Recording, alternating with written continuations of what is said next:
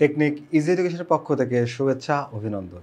ফিরে এসেছি নতুন একটি ক্লাসে। আজকের ক্লাসে আমরা কুমিল্লা বোর্ড 2019 সালে আসা একটি বোর্ড প্রশ্নের সমাধান করব। এই বোর্ড প্রশ্নটি তোমাদের পাঠ্য বইয়ের দেখতেই পাচ্ছ, এটা ভেক্টরের কোশ্চেন, ভেক্টর অধ্যায় থেকে নেওয়া হলো। তো এখানে আমরা উদ্দীপক পড়ার আগে আমরা প্রশ্ন কয়ের সমাধানটা একটু করে নিই। দেখো, প্রশ্নে বলা হয়েছে যে ভেক্টরের মূল বিন্দু হচ্ছে ও, এর সাপেক্ষে এ ও বি বিন্দুর অবস্থান ভেক্টর যথাক্রমে এ এবং বি। তাহলে চিহ্নিত চিত্র সহ এ বিকে এ ও বি এর মাধ্যমে প্রকাশ করো। আচ্ছা, ভেক্টর আর অবস্থান ভেক্টর, অবস্থানে বলা হয়েছে বিন্দুর সাপেক্ষে অবস্থান ভেক্টর, তাহলে অবস্থান ভেক্টরটা কি এটা একটু ক্লিয়ার করি। ধরো এখানে একটা বিন্দু আছে ও বিন্দু, এটাকে আমরা ধরলাম মূল বিন্দু, অরিজিন। তো এই প্লেন সারফেসের উপরে অর্থাৎ কোনো একটা নির্দিষ্ট সমতলে একটা নির্দিষ্ট বিন্দু হচ্ছে ও, তাহলে ওকে আমরা ধরবো মূল বিন্দু। এই সমতলে যদি আরেকটি বিন্দু থাকে যেটার নাম হচ্ছে এ, যদি আমি এই এ বিন্দুটাকে ও বিন্দুর সাপেক্ষে ভেক্টর দিয়ে নির্দিষ্ট করতে পারি বা ভেক্টরের সাহায্যে প্রকাশ করতে পারি, তাহলে এই এ হবে হচ্ছে ও এর অবস্থান ভেক্টর। আমরা একে যদি আমি, অর্থাৎ এই দ্বিতীয় যে বিন্দুটি, এইটা হবে ও বিন্দুর অবস্থান ভেক্টর। তাহলে আবার যদি একটু বলি, ধরো এখানে একটা বিন্দু আছে, মনে করো যে বি বিন্দু। আচ্ছা, তাহলে বি বিন্দুটা একটা যে কোনো বিন্দু আর ও হচ্ছে আমার মূল বিন্দু। তাহলে বি বিন্দুকে যদি আমি ওর সাপেক্ষে ভেক্টর দিয়ে এক্সপ্রেস করতে পারি, ভেক্টর দিয়ে নির্দিষ্ট করতে পারি, ভেক্টর দিয়ে প্রকাশ করতে পারি, তাহলে B is the position vector of point O, অর্থাৎ বি হচ্ছে ও বিন্দুর জন্য অবস্থান ভেক্টর। বুঝাইতে পারলাম কিনা? এখন এই জিনিসটা দিয়ে, অর্থাৎ যে কোনো একটা বিন্দু, আমি আরেকটু বুঝাই। মনে করো এখানে একটা বিন্দু আছে এক্স, এই এক্স হচ্ছে আমার মূল বিন্দু। তাহলে এই সমতলে আরেকটা বিন্দু আছে, মনে করো পি। পি বিন্দুটাকে যদি এক্স এর সাপেক্ষে ভেক্টর দিয়ে প্রকাশ করা যায়, তাহলে পি হচ্ছে এক্স এর অবস্থান ভেক্টর। তার মানে আমি যে চাইলে এক্স এর পরিবর্তে ওই জায়গাটায় পি ব্যবহার করে কোশ্চেনের সমাধান করতে পারবো। এখন আমাদের প্রশ্ন অনুযায়ী আমরা এই প্রশ্নটার সমাধান করতে চাচ্ছি। দেখো যে আমাদের মূল বিন্দু হচ্ছে ও, মূল বিন্দু কি ও। তাহলে মনে করো যে মূল বিন্দু হচ্ছে ও, ওটাকে এখানে ধরলাম ও। তাহলে দুইটা ভেক্টর, একটা হচ্ছে তোমার মূল বিন্দু ওর সাপেক্ষে এ ও বি দুইটা অবস্থান ভেক্টর। তাহলে আমি মনে করলাম যে এখানে একটা এটা মূল বিন্দু হচ্ছে ও, এখানে এ একটা বিন্দু, এই এ হচ্ছে একটা বিন্দু, এ বিন্দুর অবস্থান হচ্ছে এ ভেক্টর। আচ্ছা, আর এখানে আছে বি একটা বিন্দু, মনে করো বি বিন্দুর অবস্থান হচ্ছে বি ভেক্টর। তাহলে এখন প্রশ্নে বলা হচ্ছে যে যদি ভেক্টর দিয়ে প্রকাশ করো, তাহলে তুমি এখান থেকে এক কাজ করো, এখান থেকে টান দাও, দিলাম টান, এবং এটাকে ভেক্টর দিয়ে যদি আমি প্রকাশ করি, দিলাম ভেক্টর সাইন। এরপরে এই যে ও থেকে বি আর একটা ভেক্টর, ও হচ্ছে মূল বিন্দু, তাহলে এখান থেকে গেল ভেক্টর সাইন দিয়ে দাও। এবার বলা হয়েছে কি যে এ বি চিহ্নিত চিত্র সহ এ বি, ভেক্টর এ বি, দেখো ডিরেকশন এ থেকে বি এর দিকে, ডিরেকশন কি এ থেকে বি এর দিকে, মানে হচ্ছে এ হচ্ছে ইনিশিয়াল পয়েন্ট, বি হচ্ছে টার্মিনাল পয়েন্ট। তাহলে ইনিশিয়াল পয়েন্ট থেকে যখন টার্মিনাল পয়েন্টের দিকে ভেক্টর যাবে, তাহলে সাইনটা হবে হচ্ছে এ থেকে বি এর দিকে, ডিরেকশনটা হবে এ থেকে বি এর দিকে। এবার এইটাকে যদি তুমি একটু ভালো করে দেখো, আমার যে একটা ট্রায়াঙ্গেল পেলাম, তো এখানে তুমি যদি একটু একটু প্রশ্নের যে মত, সেই মত অনুযায়ী যদি এটা সমাধান করতে চাও, তাহলে এখানে দেখো আমাদের বলা হয়েছে যে তোমার ও হচ্ছে মূল বিন্দু, তাহলে ও ও এ ভেক্টর সমান তুমি এ ভেক্টর লিখতে পারবা, আর ও বি ভেক্টর সমান তুমি বি ভেক্টর লিখতে পারবা, কারণ প্রশ্নে বলা হয়েছে যে এ ও বি বিন্দুর অবস্থান যথাক্রমে এ ভেক্টর এবং বি ভেক্টর। তাহলে তুমি এখন চাচ্ছ হচ্ছে এ বি ভেক্টরের মান বের করতে। কিসের মান বের করতে চাচ্ছ বলো তো? এ বি ভেক্টরের মান বের হচ্ছে এই যে এইটা একটু খেয়াল করো, এই যে এটা। তুমি যদি এখন এখানে ভেক্টরের ত্রিভুজবিধি অ্যাপ্লাই করো, ত্রিভুজবিধি তো তোমাদের এর আগের ক্লাসগুলোতে অনেকবার আলোচনা করেছি, আজকে আবার আলোচনা করব যে ত্রিভুজবিধিটা আসলে কি। ত্রিভুজবিধিটা একটু বোঝাই। ধরো এইটা একটা ভেক্টর এবং এইটা আরেকটা ভেক্টর, ডিরেকশন হচ্ছে এই এই মনে করো যে এখান থেকে এটা ইনিশিয়াল পয়েন্ট, টার্মিনাল পয়েন্ট, এটা এ ভেক্টর আর এটা হচ্ছে বি ভেক্টর। তো দুইটা ভেক্টরকে যখন আমি যোগ করি, তাহলে একটা ভেক্টরের যে ইনিশিয়াল পয়েন্ট আর একটা ভেক্টর যে টার্মিনাল পয়েন্ট, অর্থাৎ একটা ভেক্টরের শেষ বিন্দুতে আর একটা ভেক্টরের আদি বিন্দু বসায় দিবা, দিলেই তুমি তার যোগফল পাবা। এখন মনে করো যে এই ভেক্টরটার নাম দাও এ বি আর এটার নাম দাও বিসি। তাহলে এই এ বি ভেক্টরের বি হচ্ছে টার্মিনাল পয়েন্ট আর বিসি ভেক্টরের বি হচ্ছে ইনিশিয়াল পয়েন্ট, মানে একটা ইনিশিয়াল উপর একটা টার্মিনাল পড়বে, অর্থাৎ একটা শেষ বিন্দু তার একটা আদি বিন্দু পড়বে। তাহলে বাকি থাকলো কি একটা আদি বিন্দু আর একটা শেষ বিন্দু। তাহলে আদি থেকে অন্তের দিকে যেটা যাবে, অর্থাৎ আদি থেকে প্রান্তের দিকে যেটা যাবে, আদি থেকে শেষের দিকে যেটা যাবে, মানে শুরু থেকে শেষের দিকে যেটা যাবে, অর্থাৎ ইনিশিয়াল থেকে টার্মিনালের দিকে যেটা যাবে, সেটাই হবে আমার ভেক্টরের কি বলতো, ভেক্টরের লব্ধি বা যোগফল বা সামেশন যেটাই বলো। এখন এখানে দেখো তুমি একটু যদি খেয়াল করো, এই ভেক্টরটা আমি কী কী যোগ করছি, এ বিকে যোগ করছি বিসি এর সাথে, যোগ করে আমি পেলাম হচ্ছে এসি ভেক্টর। একটু খেয়াল করো, এটা হচ্ছে ভেক্টর ত্রিভুজবিধি। তো এইখানে তুমি একটা জিনিস মাথায় রাখবা যে দুইটা ভেক্টরকে তুমি যোগ করলা তাদের যে দিক এটা এন্টি ক্লকওয়াইজ। দেখো তুমি যেভাবে ঘোরাও দেখো এন্টি ক্লকওয়াইজ ঘুরছে, তারা এটা একজনের পিছনে আরেকজন যেতে থাকবে। আর তুমি যে লব্ধিটা পেলে সেটা হচ্ছে এন্টি ক্লকওয়াইজ, দেখো এই ক্লকওয়াইজ, তার মানে তার অপোজিট ডিরেকশনে। তার মানে তুমি যতগুলো ভেক্টরকে যোগ করবা তাদের যে যোগফলটা পাবা যোগফলটা ঠিক হবে অপোজিট ডিরেকশনে, আর যাদেরকে যোগ করবা তারা হবে সেম ডিরেকশনে। এখন যদি এই জায়গাটা আমি তোমার হচ্ছে ত্রিভুজ বিধি অ্যাপ্লাই করি, তার মনে করো এইটা ডিরেকশন আর এটা ডিরেকশন আর সেম ডিরেকশন, তার মানে আমি লিখতে পারবো কি যে সুতরাং ও এ ভেক্টর প্লাস হচ্ছে A B vector is equals to কি লেখা যাবে ও বি ভেক্টর। দেখো এই যে দুইটা ডিরেকশন, এই ডিরেকশন আর এই ভেক্টরের ডিরেকশন সেম, আর এটা হচ্ছে অপোজিট ডিরেকশন, তাহলে অপোজিট ডিরেকশন হচ্ছে লব্ধি। দেখো তাহলে এখন যদি মানগুলো একটু বসাই দেই, ধরো যে এখানে আমরা বসাইলাম হচ্ছে ও এ সমান হচ্ছে A vector plus A B vector, আর এখানে ও বি ভেক্টর সমান হচ্ছে বি ভেক্টর। তাহলে এক কাজ করি, সুতরাং A B vector is equals to minus এখানে বি ভেক্টর, আর এই যে এ ভেক্টরটা ওপাশে গেলে কি হয়ে যাবে মাইনাস হয়ে যাবে, মাইনাস এ ভেক্টর। এটাই আমাদের কোশ্চেনের অ্যান্সার। অর্থাৎ আমরা এ বিকে এ ও বি এর মাধ্যমে প্রকাশ করে দিলাম, এটাই আমাদের কোশ্চেনের সলিউশন। আশা করি এটা তোমরা বুঝতে পেরেছো, খুব ছোট একটি প্রশ্ন, বুঝতে খুব সমস্যা হয় নাই। আমরা এবার পরের প্রশ্নে চলে যাব। পরের প্রশ্নের জন্য আমাদের উদ্দীপক প্রয়োজন হবে ত্রিভুজ এবিসি। এখানে এ বি এবং এসি বাহুর মধ্যবিন্দু যথাক্রমে ডি ও ই, বলা হয়েছে এ বি ও এসি বাহুর মধ্যবিন্দু যথাক্রমে কি ডি আর ই। তাহলে ভেক্টর পদ্ধতিতে প্রমাণ করতে হবে কি, প্রমাণ করতে হবে ডিই সমান্তরাল বিসি, আর ডিই হচ্ছে বিসি এর অর্ধেক, ডিই হচ্ছে হাফ অফ বিসি। আচ্ছা, এইটা প্রমাণ করার জন্য আমাদের যেটা প্রয়োজন একটু বোঝার চেষ্টা করি। দেখো আমি যদি দুইটা ভেক্টরকে সমান বলি তাহলে তারা সমান্তরাল হয়। আবার দুইটা ভেক্টরের সমান বলতে কতটুকু সমান, আমি কিন্তু সমান সমান বলিনি, বলছি সমান। সমান হলো একটু বোঝায়, এই মনে করো এখানে একটা ভেক্টর আছে, এর নাম হচ্ছে এ বি, এ বি, তাহলে এ থেকে বি এর দিকে যদি ডিরেকশন দেই তাহলে এ বি ভেক্টর। আর এইখানে ছোট্ট একটা ভেক্টর আছে, এটার নাম হলো এক্স ওয়াই, এক্স ওয়াই আর একটা ভেক্টর। তো এক্স থেকে ওয়াইয়ের দিকে ডিরেকশন, দুইটার যে লেন্থ তুমি দেখতে পাচ্ছ লেন্থ কিন্তু সমান না, কিন্তু তারা প্যারালাল। তারা কি, তারা সমান্তরাল। সমান্তরাল হচ্ছে মধ্যবর্তী ডিস্টেন্স যদি সেম হয় তারা কিন্তু সমান্তরাল। তো দুইটা ভেক্টরের ডিরেকশন কিন্তু একই দিকে, তাহলে তারা সমান হওয়ার চান্স আছে। এবার দেখো এইখানে আমি মনে করলাম যে এ বির যে লেন্থটা এটা হচ্ছে 100 মিটার, আর এই এক্স ওয়াইয়ের যে লেন্থ এটাকে ধরলাম 20 মিটার। এখন দেখো তুমি দেখতে পাচ্ছ যে এক্স ওয়াইয়ের লেন্থ আর এ বি এর লেন্থ কিন্তু সেম না, এরা কিন্তু আলাদা, কিন্তু এরা কিন্তু সমান্তরাল তাও হতে পারে। এখন দেখো এখানে এক্স ওয়াইয়ের ভ্যালু আসলে কতটুকু এ বি এর জন্য, এ বি এর 5 ভাগের 1 ভাগ। এখানে যদি 20 মিটার হয় এখানে 100 মিটার হয়, তাহলে 100 মিটারের 5 ভাগের 1 ভাগ হচ্ছে 20 মিটার। তাহলে এক্স ওয়াই ভেক্টরকে আমি লিখতে পারি হাফ অফ এই এ বি, হাফ অফ না 1/5 এ বি, অর্থাৎ এই এ বি এর 5 ভাগের 1 ভাগ হচ্ছে এক্স ওয়াই।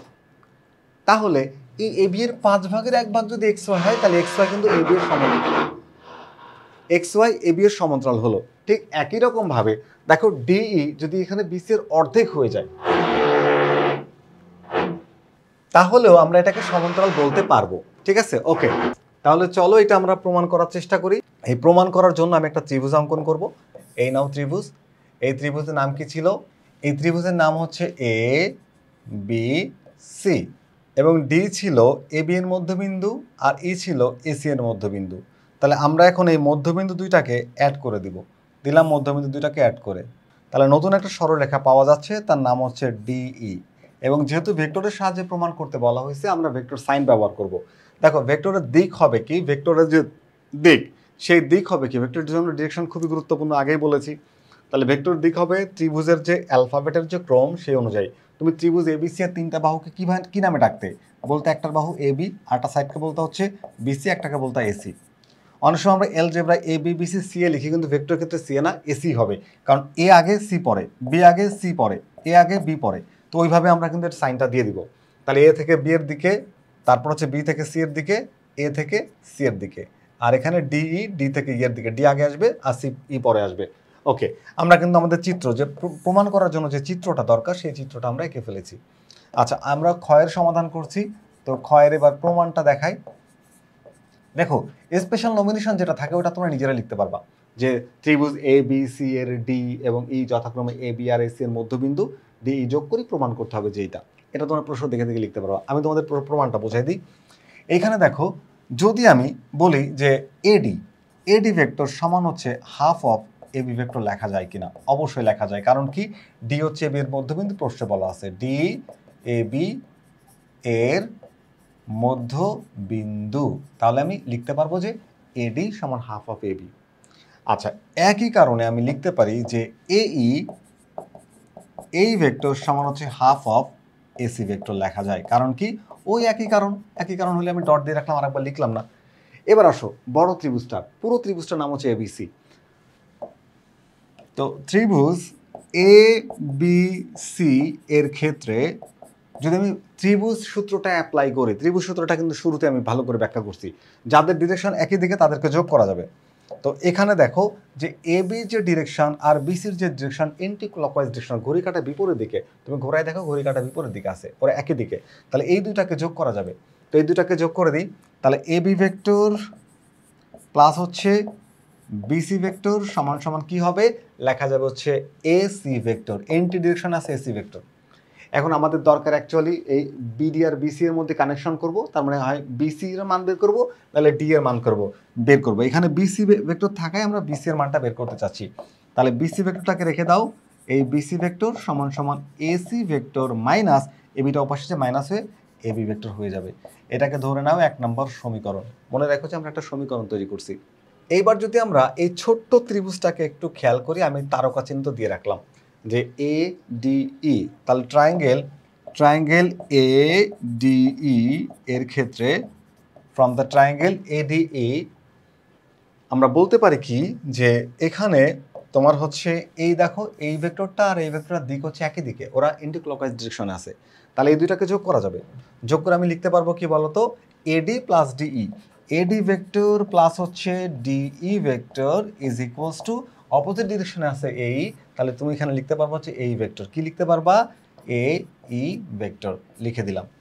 আমাদের এখানে ডি এর মানটা দরকার, তাহলে ডিটাকে রেখে দাও আর বাকিটাকে ওই পাশে পাঠিয়ে দাও। ডিটাকে যদি রেখে দাও আর বাকিটাকে ওই পাশে পাঠিয়ে দাও, তাহলে আমরা লিখতে পারবো যে D E vector is equals to A E vector minus হচ্ছে এ ডি ভেক্টর লিখে দিলাম।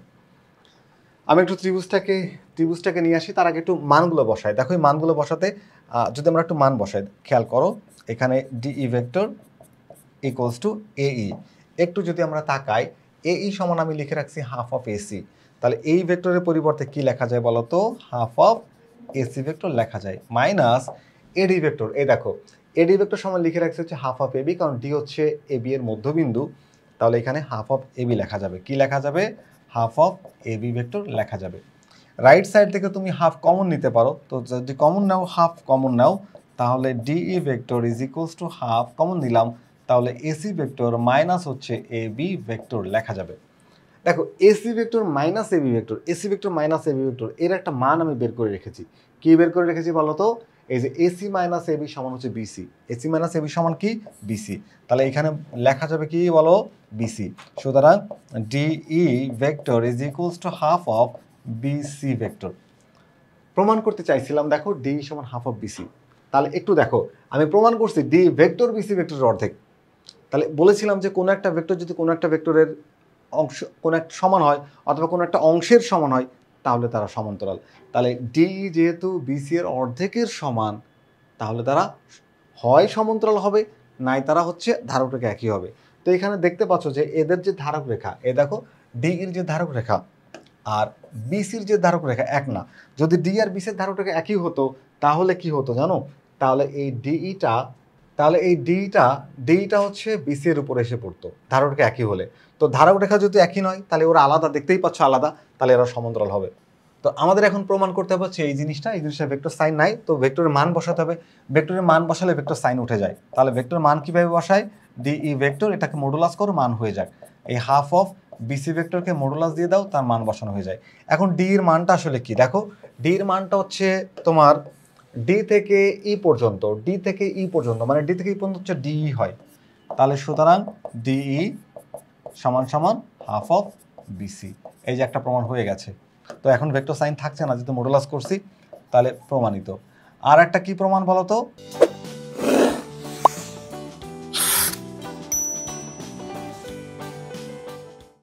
আর একটা প্রমাণ হচ্ছে তোমাকে লিখতে হবে যে ডি সমান্তরাল বিসি। এখন এটাকে বলছিলাম যে সমান হলে আর সমান্তরাল প্রমাণ করা লাগে না, তোমাকে শুধু লিখতে হবে যে এখানে দেখো যেহেতু ডি ভেক্টর বিসি ভেক্টর অর্ধেক, ডি ভেক্টর বিসি ভেক্টর অর্ধেক, সুতরাং ডি এর অবস্থান হবে বিসি এর ধারক রেখায় অথবা সমান্তরালে। আবার বলছি, যেহেতু ডি ভেক্টর বিসি ভেক্টর অর্ধেক, সুতরাং ডি এর ধারক রেখা হবে বিসি এর ধারক রেখা একই, অর্থাৎ ডি এর অবস্থান হবে বিসি এর ধারক রেখায় অথবা সমান্তরালে।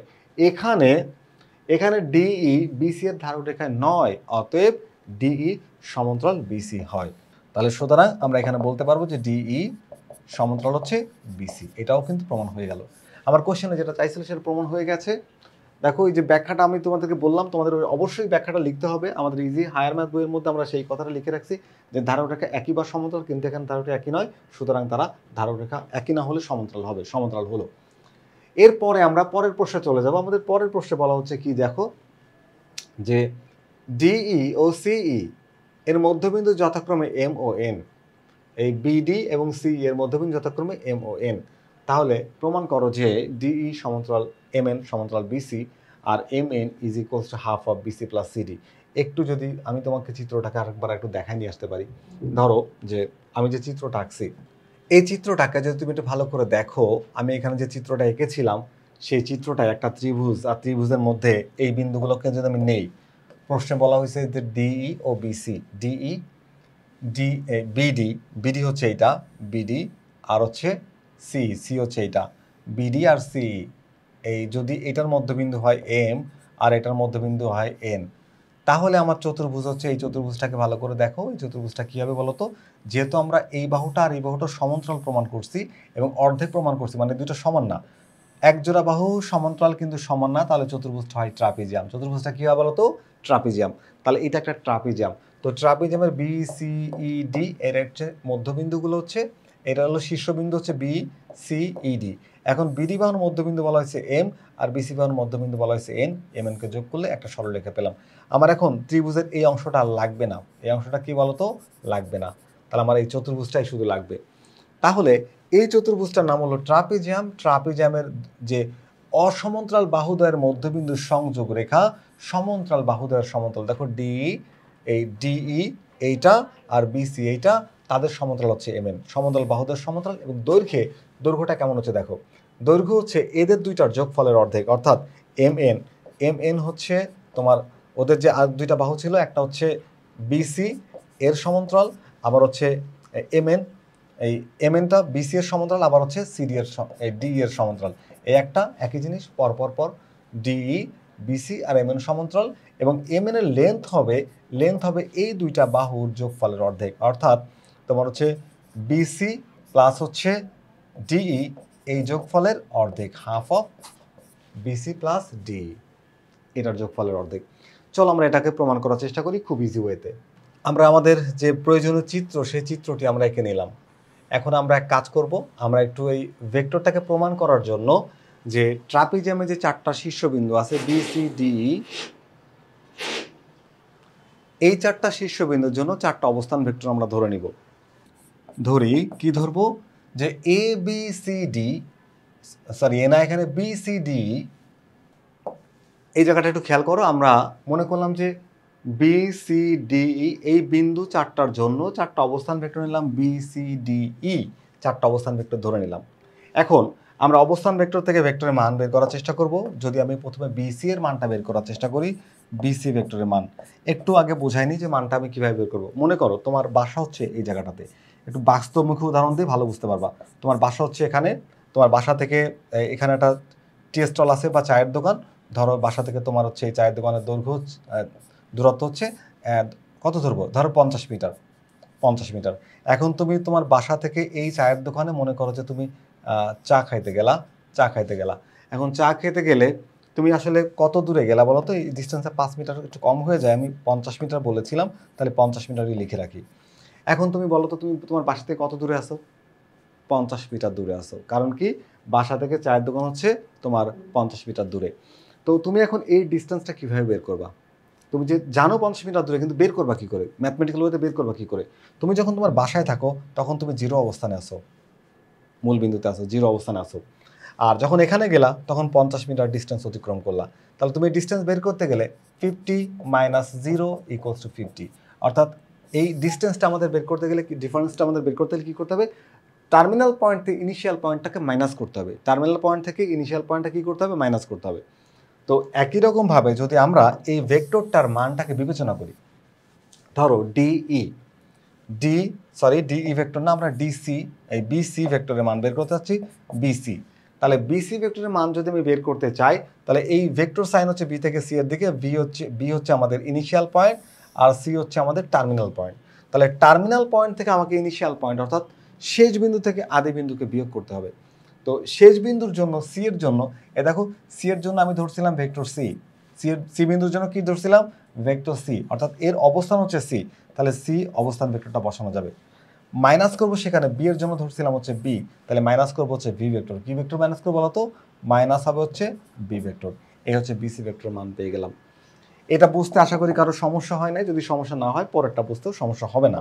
এবার দেখো ডি হচ্ছে ইনিশিয়াল পয়েন্ট আর ই হচ্ছে ফাইনাল পয়েন্ট বা টার্মিনাল পয়েন্ট। তাহলে ডিই যখন বের করতে চাই তখন আমাদের কি করতে হবে, এই D E vector is equals to আমরা লিখবো হচ্ছে E vector minus D vector, অর্থাৎ ই ভেক্টর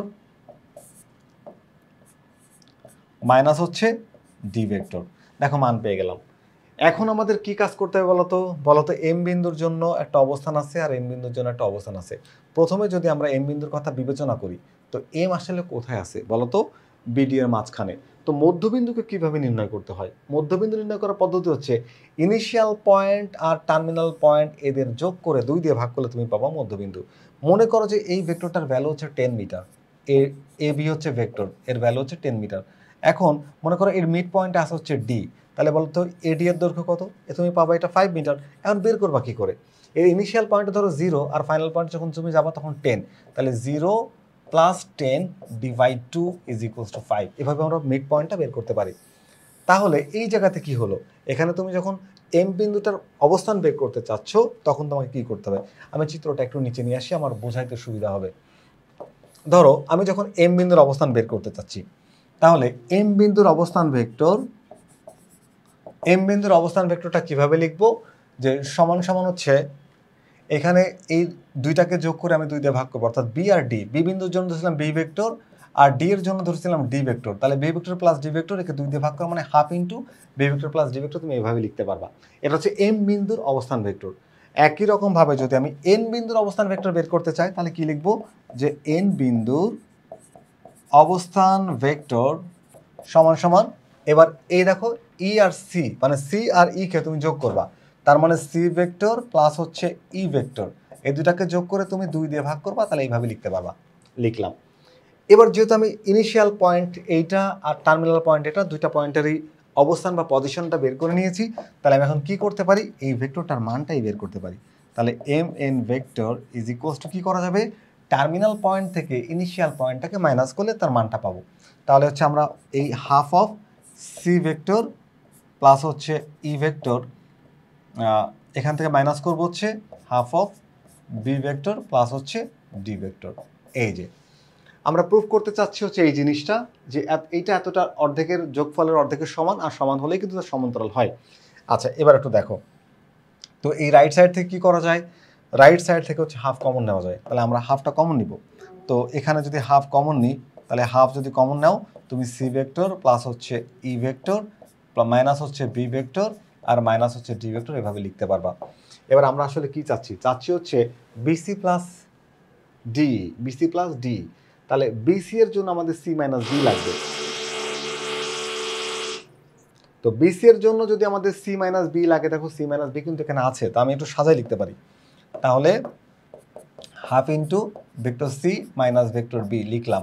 এবার দেখো এই বিসি আর হচ্ছে ডিই, তাহলে ডি এর জন্য আমাদের কি লাগবে, ডি এর জন্য লাগবে ই মাইনাস ডি। এ দেখো E vector minus D vector কিন্তু এখানে আছে, তাহলে প্লাস ই ভেক্টর মাইনাস হচ্ছে ডি ভেক্টর লিখে দিলাম। এবার যদি সরাসরি মানটা বসাই দিই, দেখো এখানে আমরা হাফ অফ এই সি মাইনাস বি সমান হচ্ছে বিসি ভেক্টর লিখে দিলাম, আর plus E vector minus D vector, E vector minus D vector সমান হচ্ছে ডি ভেক্টর, এই লিখলাম ডি ভেক্টর। দেখো তো আমরা কি প্রুফ করছি, যে এখানে যে এম এন ভেক্টর এখানেও এম এন ভেক্টর, সুতরাং M N vector is equals to half of B C vector plus হচ্ছে ডি ভেক্টর। প্রমাণ করছে এটা। দেখো এখন এম এন ভেক্টর যদি এই দুইটা ভেক্টরের যোগফলের অর্ধেক হয় তাহলে এর অবস্থানটা হবে কোথায় একটু ভালো করে বুঝো। এই সমান্তরালটা প্রমাণ করার প্রয়োজন হয় না, সমান হলেই সমান্তরাল হয়। সমান হলে কি হয়? সমান্তরাল হয়। তাহলে একটু আমি যে ব্যাখ্যাটা বলে দিচ্ছি আর এটাই তোমরা পরীক্ষার খাতার মধ্যে লিখে দিবা যে এম এন ভেক্টর, যেহেতু M N vector BC vector ও ডি ভেক্টরের যোগফলের অর্ধেক, আবার শোনো, M N vector BC vector ও ডি ভেক্টরের যোগফলের অর্ধেক, অতএব এম এন এর অবস্থান হবে বিসি অথবা ডি এর ধারক রেখায় বা সমান্তরালে। বিসি ও ডি এর ধারক রেখা অথবা সমান্তরালে। এখানে ভালো করে দেখো, এখানে এখানে এম এন কিন্তু এম এন বিসি বা ডি এর সমান্তরাল নয়। সুতরাং যেহেতু এম এন বিসি এবং ডি এর ধারক রেখায় নয়, এরা ধারক রেখা এক না, কি হলে গায়ের উপর পড়তো। যেহেতু ধারক রেখা এক নয় তাহলে সমান্তরাল হবে। সুতরাং এখানে প্রশ্নে যা বলছে তুমি এটা প্রমাণ করে দিতে পারবা। দেখো যে কথাটা বলেছিলাম সেটা আবার আমি একটু লিখেও দিলাম তোমাদেরকে। যেহেতু এম এন ভেক্টর বিসি ও ডিই ভেক্টরের যোগফলের অর্ধেক, অতএব এম এন এর অবস্থান হবে বিসি বা ডিই এদের ধারক রেখায় বা সমান্তরালে। এখানে এম এন বিসি বা ডিই এর ধারক রেখায় নয়, সুতরাং এটা সমান্তরাল হয়। এই দেখো এম এনটা বিসি এর বা ডি এর ধারক রেখায় নয়, সুতরাং এরা সমান্তরাল হবে। তাহলে আমাদের সমান্তরাল প্রমাণ করতে বলেছিল, আমরা কিন্তু প্রমাণ করে দিয়েছি। এটা এই সব প্রশ্ন কিন্তু তোমাদের টেক্সট বুকের মধ্যেই আছে। তো টেক্সট বুকটাকে আগে ভালো করে ফলো করতে হবে, ভালো করে প্র্যাকটিস করতে হবে, দেন হচ্ছে আমাদের এই সিকিউগুলো সলভ করতে হবে। তো আজকে আমি যে তোমাদের যে সিকিউটা সলভ করে দিলাম এটা ছিল কুমিল্লা বোর্ড 2019 সালে আসা একটি প্রশ্ন। আর এই প্রশ্নের মধ্যে যে প্রশ্নগুলি ছিল সবগুলো প্রশ্ন কিন্তু গুরুত্বপূর্ণ ছিল। চেষ্টা করেছি সহজ সরল সাবলীলভাবে তোমাদের বুঝিয়ে দেওয়ার। আশা করি তোমরা বুঝতে পেরেছো। পরবর্তীতে দেখা হবে আবার নতুন কোনো গাণিতিক সমস্যা নিয়ে। ততক্ষণ পর্যন্ত ভালো থেকো। আল্লাহ হাফেজ।